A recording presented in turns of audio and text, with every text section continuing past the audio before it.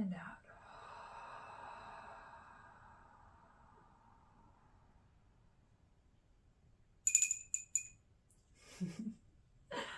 Welcome everyone to week 8. And as you can see, Alicia and I shared a breath together, and this week we'll be sharing a lot of breaths with you because we are really looking at diving deeply into the importance of breath with our guided mindfulness, our yoga nidra meditations. So that'll be a big part of this week, a bit of a mind detox as well as a body detox. And of course, you're continuing with your 1 day a week juicing detoxes as well as your morning juices.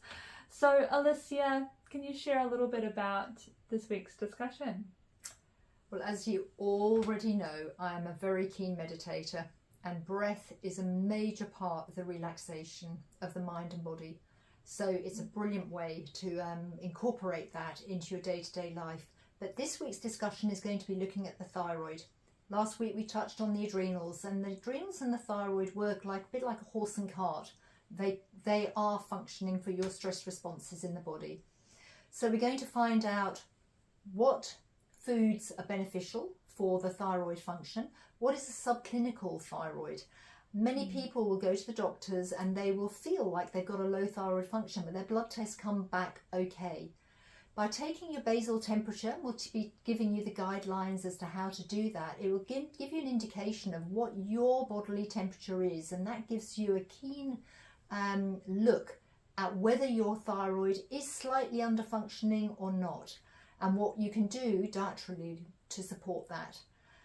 And of course we have to look at iodine, what iodines are good and what iodines are not good, because some iodine can be quite toxic on the body, and also what foods contain high iodine so that you can supplement your diet again with that. And when don't we take iodine, which is a very important fact. And then fluoridation. Of course, fluoride and thyroid go hand in hand. So we're going to take a look at some of the history of fluoridation and some research papers which clearly show the impact that fluoride can have negatively, unfortunately, on the thyroid. And so join me tomorrow for another in-depth look at the horse and cart, the adrenals last week, the thyroid this week, and let's go forth. Stress responses.